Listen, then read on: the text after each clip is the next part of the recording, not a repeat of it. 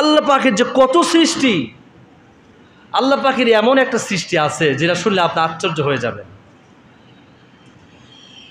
এমন একটা পাখি আল্লাহ পাক সৃষ্টি করেছেন যে পাখিটা ডিমও দেয় না, আবার বাচ্চাও দেয় না।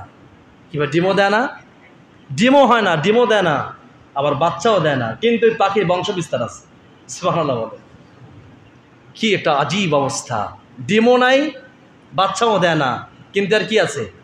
বংশ বিস্তার আছে।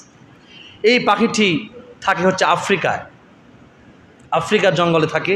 এই পাখিটির নাম হচ্ছে কোকোনাস। আওয়াজ দেওয়া বলে, পাখিটির নাম কি? কোকোনাস। আল্লাহু আকবার। এই পাখিটার বয়স যখন 80 বছর হয়ে যায়, 80 বছর যখন এই পাখিটার বয়স হয়ে যায়, তখন এই পাখিটা বুঝতে পারে যে আমার বয়স হয়ে গিয়েছে।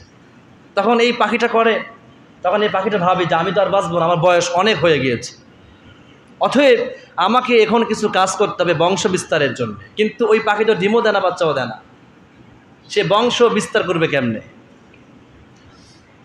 এই যে বাবুই পাখি দেখেন না, বাবুই পাখি এই যে সুন্দর করে তার যে একটা বাসা সে বানায়, কি সুন্দর একটা শিল্প, ঠিক না? কি সুন্দর! আল্লাহ, মানুষ আল্লাহ পাক রব্বুল আলামিন এই পাখিটার মধ্যে আল্লাহ পাক কেমন বুঝ, কেমন আকল, আল্লাহ পাক কেমন জ্ঞান এই পাখিটার মধ্যে আল্লাহ পাক দিলেন। এই কোকোনাস পাখি, এই পাখিটা যখন দেখে যে তার বয়স 80 বছর হয়ে গিয়েছে, তখন এই পাখিটা চন্দন কাঠ, এই পাখিটা সংগ্রহ করা শুরু করে দেয়। চন্দন কাঠগুলো ওই পাখিটা সংগ্রহ করে ওই পাখি আবার ওই কাঠগুলোকে রোদ্রে শুকায়। যখন একদম শুকনা হয়ে যায়, তখন ওই কোকোনাস পাখি ওই চন্দন কাঠগুলোকে সুন্দর করে সাজায়।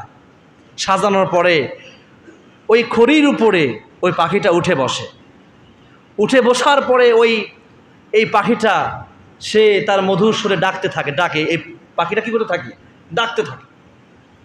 এই পাখিটার নাকের মধ্যে ছিদ্র আছে 27টা। সুবহানাল্লাহ বলে, এই পাখিটা যত ডাকে 27টা ছিদ্র দিয়ে এই আওয়াজগুলো যখন বের হতে থাকে, অত্যন্ত সুমধুর সুন্দর আওয়াজ বের হয়। এই আওয়াজটা এমন, এই আওয়াজটা থামতে থাকে না, চলতেই থাকে। এক পর্যায়ে সুন্দর আওয়াজটা আস্তে আস্তে কঠোর হয়ে দাঁড়ায়। ওই সময় এই আওয়াজ এতটা কঠোর হয়ে যায় যে চন্দন কাঠির মধ্যে আগুন জ্বলে ওঠে। যখন আগুন জ্বলে ওঠে, তখন দাউ দাউ করে আগুন জ্বলে ওই পাখিটা সহ একদম পুড়ে ভস্ম হয়ে যায়। এরপরে যখন বাতাসটা হওয়ার পরে এই পাখিটার মোরা ছাইগুলো এদিকে ওদিকে যখন ছড়িয়ে যায়, এরপরে ওই বছরের প্রথম যে বৃষ্টি, ওই বৃষ্টির পানি যখন ওই ছায়ের মধ্যে যখন পরে বৃষ্টির পানি আর ছাই যখন অ্যাডজাস্ট হয়, আল্লাহ পাক রব্বুল আলামিন ওই ছাই কোনা আর বৃষ্টির পানি থেকে এই দুইটা জিনিসের সংমিশ্রণে আল্লাহ পাক অসংখ্য এই পাখি আল্লাহ পাক সৃষ্টি করেন। সুবহানাল্লাহ, কি টেকনিক! রব্বানা মা খালাকতা হাযা বাতিলা।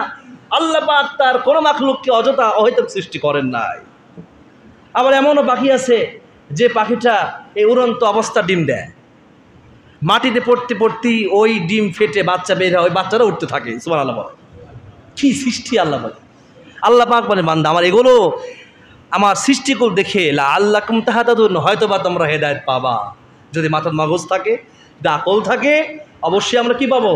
হেদায়েত।